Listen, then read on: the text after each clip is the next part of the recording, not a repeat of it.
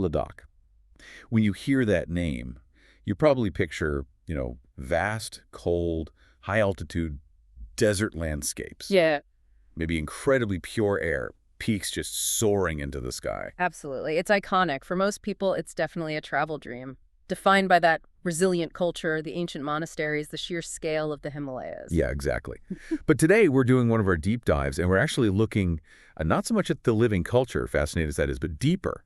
We're looking at the physical foundation. The literal bedrock of it all. Yes, the geology, the non-living or abiotic heritage of that part of the Indian subcontinent. And honestly, what you find when you start looking beneath the surface, it's this incredible archive of Earth's history. It truly is. But it's an archive that's facing, well, a really catastrophic crisis right now, a crisis of preservation. And that's the core conflict we really need to unpack today, isn't it? Because usually when we tie in conservation in the Himalayas, it's all about, say, melting glaciers or maybe endangered species like the snow leopard. Right, the biotic elements, which are absolutely critical, don't get me wrong. But the geological base itself, the rocks, the landforms that actually create that landscape, that's just as vital and often overlooked. So maybe we should start by defining a few key concepts, because these terms are really driving a lot of modern environmental thinking, especially in India, and they're central to this whole story. Good idea. Let's lay them out. First up is geoheritage. Okay. Think of geoheritage as the principle of protecting really outstanding geological sites, places that hold unique scientific value or educational importance, maybe even just incredible aesthetic beauty. Like irreplaceable manuscripts, but written in stone, recording Earth's history. That's a great analogy. Yeah. Recording everything from, massive continental collisions to subtle shifts in ancient climate. Okay, so if geoheritage is the manuscript, the valuable record, well, what's geotourism? Is that just visiting these places? It's more specific than just general tourism. Geotourism is really a targeted, sustainable form of travel. It's designed for people who want to appreciate the planet's history, its geological features, the landscapes, the processes that formed them. So it's tourism built around learning and appreciation, ideally, with the aim of making conservation actually pay for itself. Exactly. It aims to create economic value for conservation, not at its expense. Which brings us to the third key idea: geoconservation and protecting geodiversity. Right, the action needed. Precisely.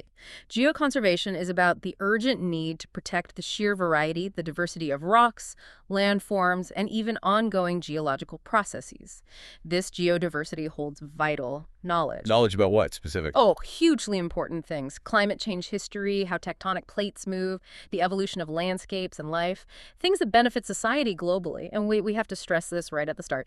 India, despite its absolutely phenomenal geological wealth, still doesn't have a single UNESCO global geopark. Wow, really? Not one? Not one. And that recognition, that UNESCO status, it offers significant institutional protection and international visibility. A place like Ladakh would be a prime candidate, but the framework isn't there yet nationally. Okay, that context alone really ramps up the urgency, doesn't it? Yeah. So our mission today is to dive into the research that highlights Ladakh as this, well, world-class potential geotourism spot. But at the very same time, warns that the pressures of, frankly, over-tourism and unchecked urbanization are actively destroying these geological archives. And quickly. It's happening right now. We really need to understand the science, the value of what's there, before we can fully grasp the scale of the potential loss. Okay, let's get into it. Section 1, Ladakh, a geological laboratory under pressure. Right. So to really get a handle on what's at stake, you have to understand Ladakh's location. It's right there in the northwestern Himalaya, smack bang in the middle of the most significant mountain building event in, well, recent Earth history. It's basically an open-air geological laboratory. It really is. And the timeline exposed there, it's just staggering. The sources we looked at point to rocks ranging in age from the Achaean era. That's, what, nearly 3.5 billion years ago? Close to the dawn of complex life. Right up to the recent period, just 10,000 years ago. Exactly. That immense timescale makes Ladakh absolutely critical for scientists trying to piece together Earth's history on a global scale. It holds clues to how the entire Indian subcontinent formed, the mechanics of the Himalayan uplift. And what happened to the Tethys Ocean, that ancient sea that got squeezed out of existence between the colliding continents? Precisely. The fate of the Neo-Tethys is written in those rocks. And it's not just the age range, it's the variety too, isn't it? Geologically, Ladakh seems to have it all. It's incredibly comprehensive. You find all three major rock types there: Igneous, born from cooled magma; sedimentary, built from compressed layers of sand, mud, and older rock fragments; and metamorphic, rocks transformed by intense heat and pressure deep within the earth. And finding that complete set all linked to this one massive tectonic story. That's what makes it so special. Yeah, that's a huge part of its uniqueness, yes. But this incredible geological wealth is now under serious stress. Human activity is the main driver. Tourism has just exploded since the region opened up back in 1974. The numbers are pretty stark. The research mentions tourist arrivals jumping from around 147,000 in 2012 to over 530,000 in 2022. Yeah, excluding the pandemic years, obviously. But that trend, That's almost a four-fold increase in just a decade. And look, that economic activity, it's undoubtedly boosted the standard of living for many locals. Jobs, income. That's important. of course, no one's denying the economic benefits, but the sheer volume, the rate of increase, has pushed it into over-tourism. A fragile, high-altitude environment can only handle so much pressure, so many people, vehicles, new buildings, before things start breaking down. And the environment pays the price. Exactly. Over-tourism demands infrastructure, roads, hotels, facilities, and that requires construction materials, lots of them.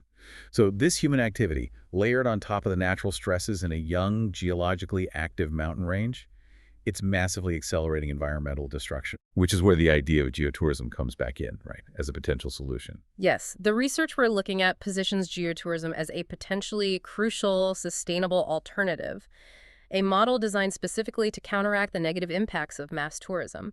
The idea is to monetize the protection of these sites rather than their exploitation. And this ties into the SPARK values framework the researchers used to assess Ladakh's potential. It's not just about pretty views. Correct. SELAC evaluates sites on multiple dimensions. It stands for scientific, preservation, aesthetic, recreational, and cultural value. Okay.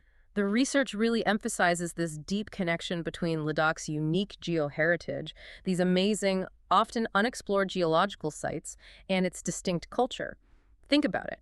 The dramatic landscapes, which score high on aesthetic and recreational value, are the backdrop for everything else.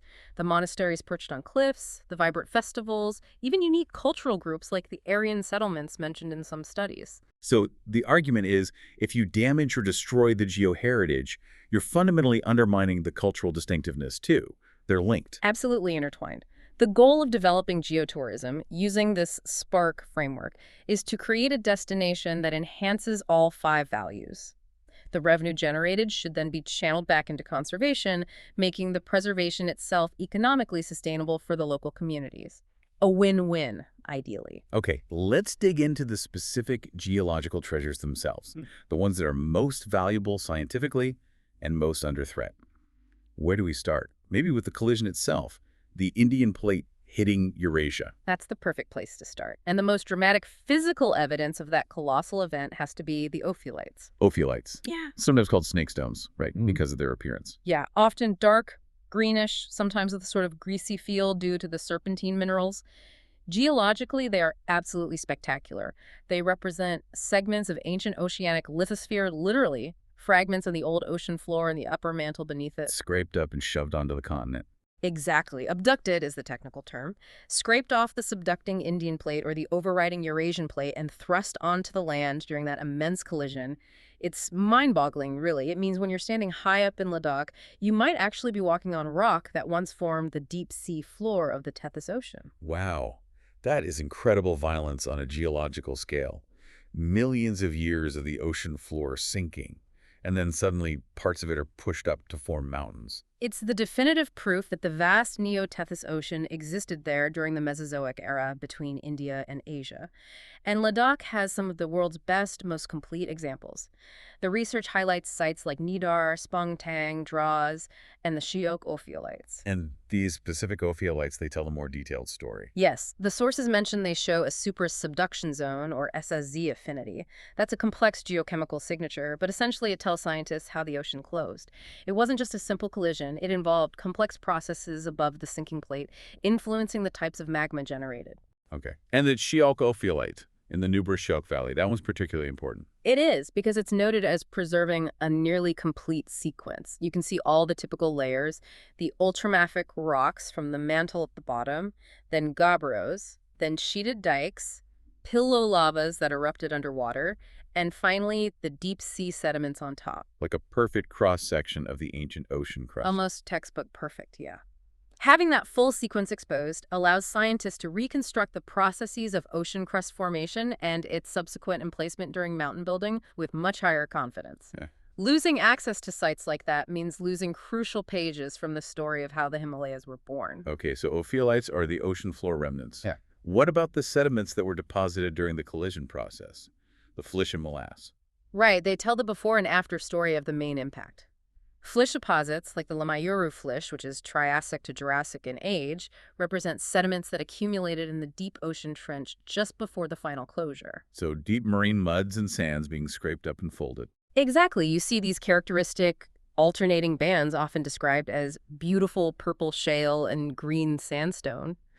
These are the sediments being squeezed and deformed in the subduction zone. They're absolutely crucial for understanding the environment and processes before the continents actually made hard contact. And then comes the molasse, which is the debris pile after the crack. Precisely. The Indus-Molasse deposits. These are younger Upper Eocene to Miocene, and they are fundamentally different.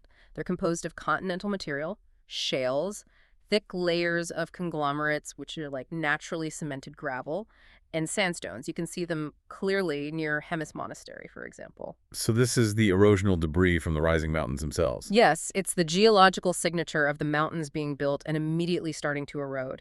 Massive amounts of rock fragments ripped from both the overrating Asian plate and the underthrusting Indian plate washed down into foreland basins.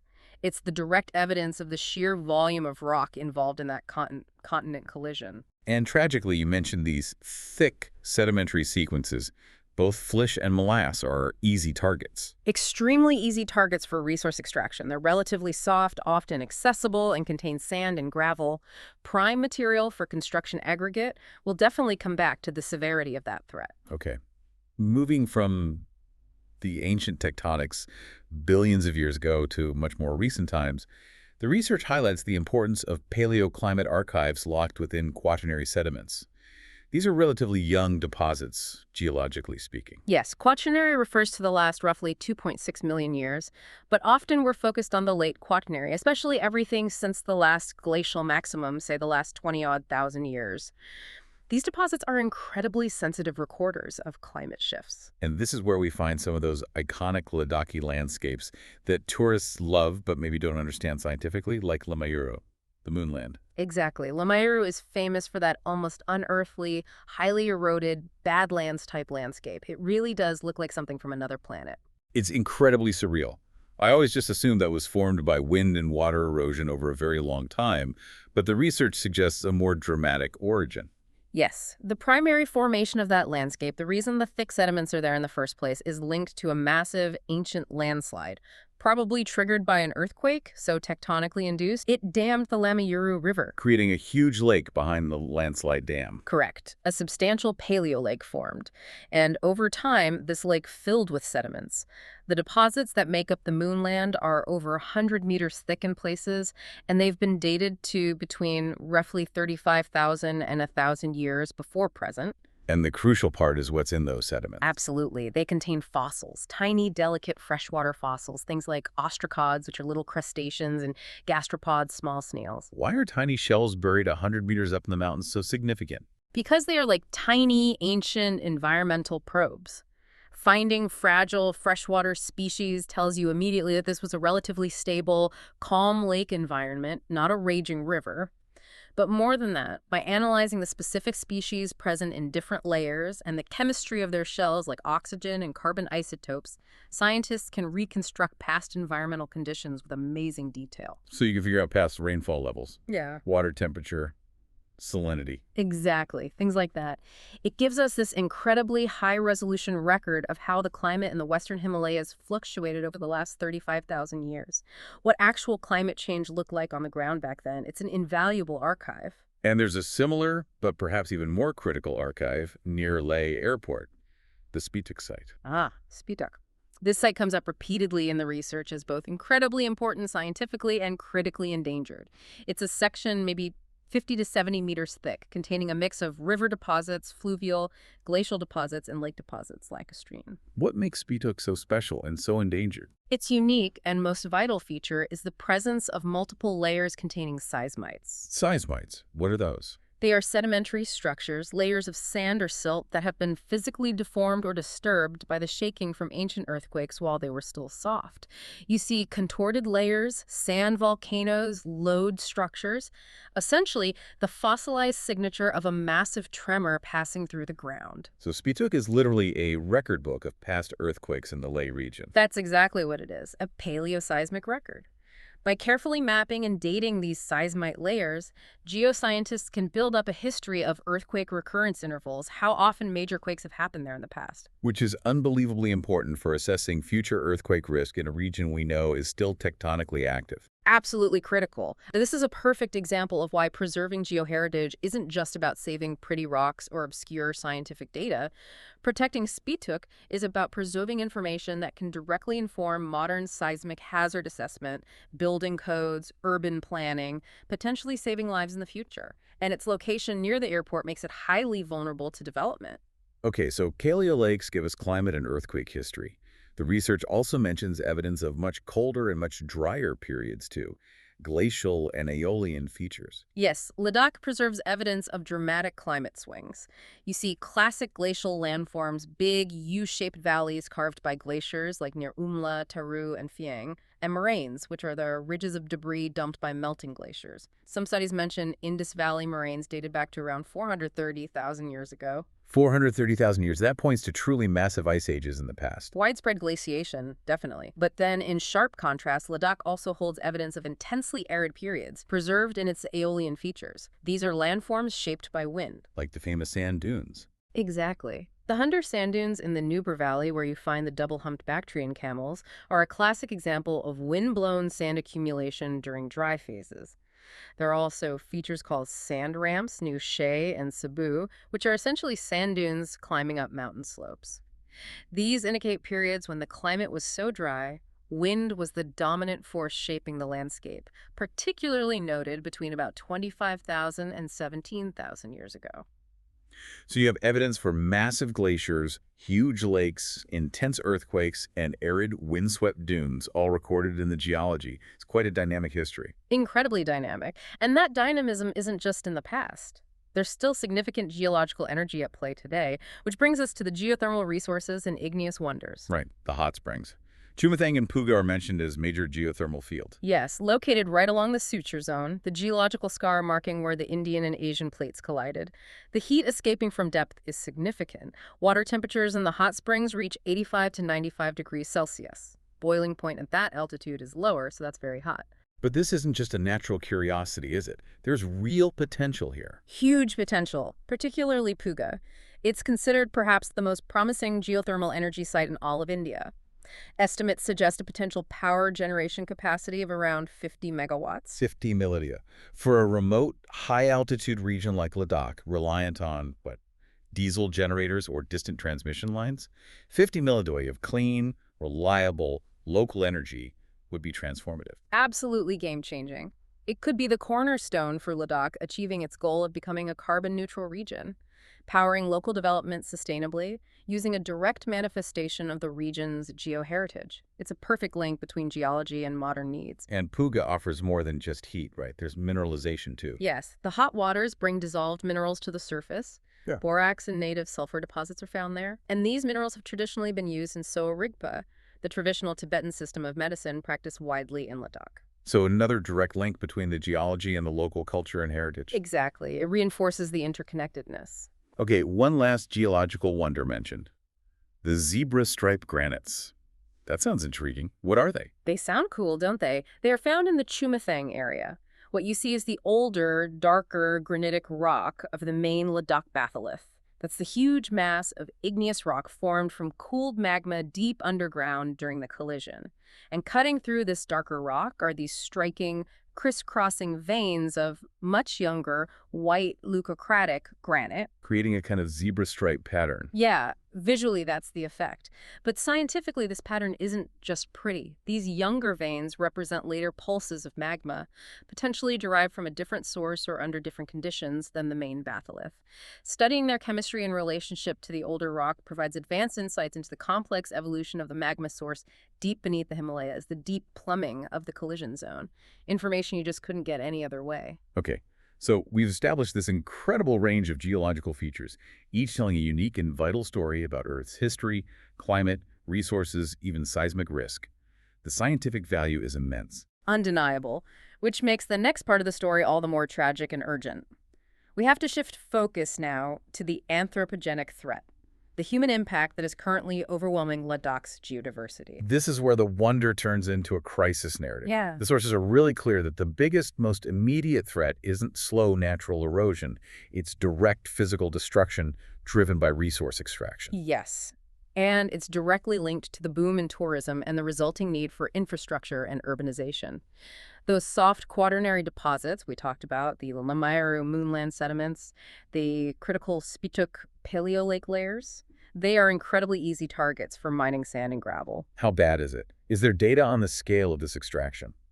The research includes some truly horrifying figures based on interviews with local laborers and observations. They report that, on average, somewhere between 300 and 350 cubic meters of sediment are being removed daily from each significant extraction site in Ladakh. Daily, 300 cubic meters. That's right. Like 30 or 35 large dump trucks full of material every single day from just one site. That's the scale we're talking about. This irreplaceable geological material holding millennia of history is being scooped up, pulverized, and used as cheap aggregate for building roads, hotels, foundations, concrete. Let that sink in for a moment. 35,000 years of climate history, potentially hundreds of thousands of years of earthquake records. Just gone. Turned into filler for a construction project that might last 50 years, if that. The loss is immediate, and it's permanent. You can't unpulverize a seismite layer. The sources explicitly state that ongoing urbanization and road widening projects have already destroyed a significant portion of the Spituk Paleo Lake site, the one near Lee Airport, the very site holding that invaluable earthquake recurrence data.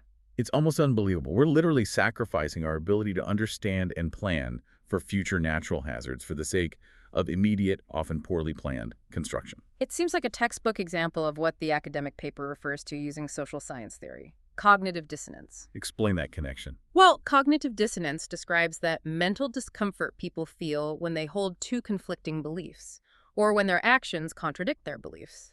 So tourists go to Ladakh, loving the pristine nature, believing in its fragility. But the very infrastructure demands created by their visit are driving the destruction of that nature's foundation. It's a direct contradiction. Exactly.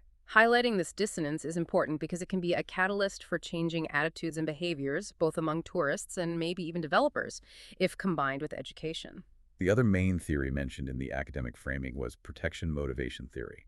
How does that apply to, well, saving rocks? Protection motivation theory basically says people are more likely to take protective actions like supporting conservation if they perceive a threat as severe, feel personally vulnerable to it, believe that taking action will actually work, response efficacy, and feel capable of taking that action, self-efficacy. So for geoconservation in Ladakh, it means you have to clearly communicate to local communities, for instance, that the threat of losing these sites isn't just an abstract scientific loss. It's a threat to their potential future income from sustainable geotourism, making them feel vulnerable. You also have to convince them that supporting legal protection or conservation initiatives will actually save the sites and benefit them. Response efficacy.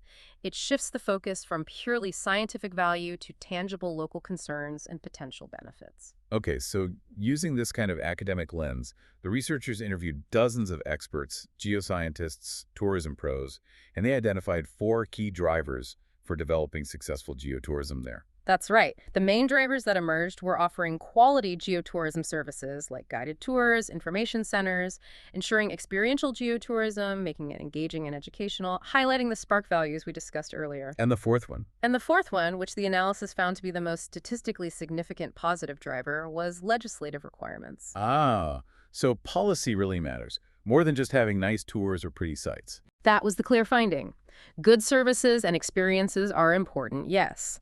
But the research strongly suggests that for truly sustainable geotourism development to take root and succeed against the pressures of mining and rapid construction, you need strong government backing. You need laws and regulations. So the message to government agencies is pretty clear. Very clear. They need to institutionalize the whole process, legalize and structure the planning, provide investment support for developing geotourism infrastructure like trails, signage, maybe small museums, and crucially, offer support and incentives for local residents to participate and benefit.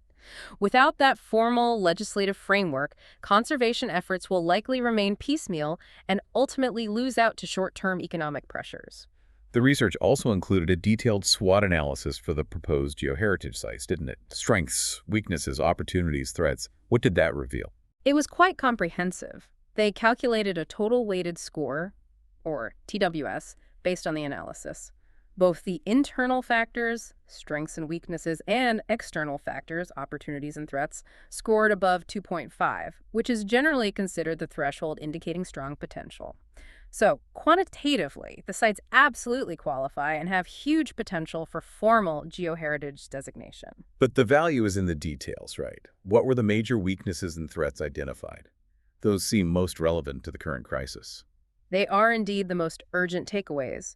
Among the top weaknesses were a significant lack of public awareness and involvement from local communities about why these geological sites are actually important.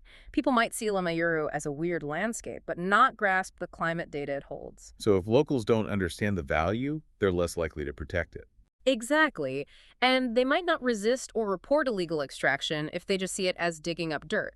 Linked to this was, again, the lack of concrete government policies and specific legislation for geoconservation. Another weakness mentioned was the limited tourism season, primarily concentrated in the summer months. And the threats, beyond the natural ones like erosion. The threats list is deeply concerning.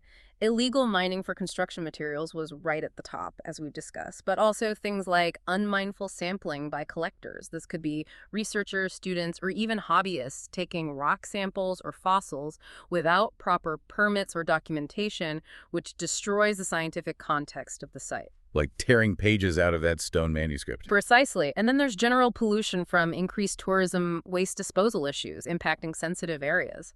And the overall accelerated degradation of features because human activity makes them more vulnerable to natural weathering and erosion processes. This really highlights a distinction the sources make between preservation and conservation. They aren't quite the same thing, are they? No, it's an important difference. Preservation often implies trying to keep something exactly as it is, freezing it in time.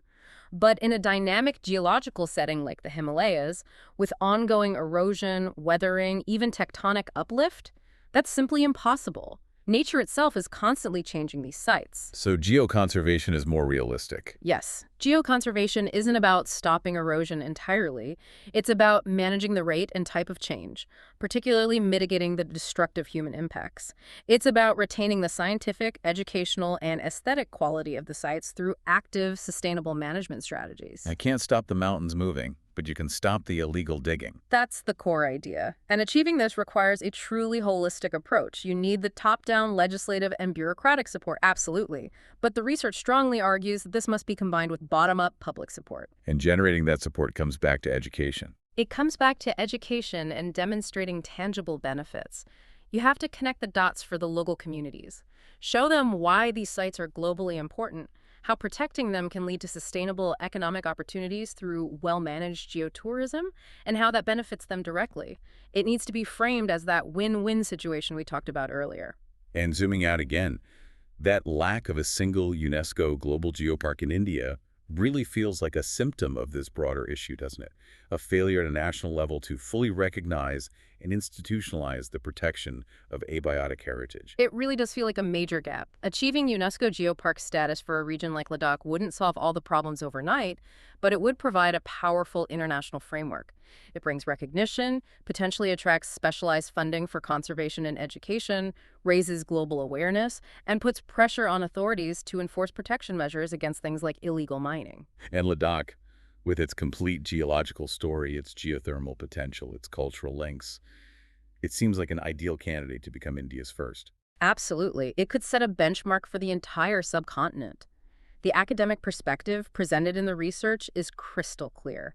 The geological resources are world-class, the geotourism potential is immense, but the window of opportunity is closing fast.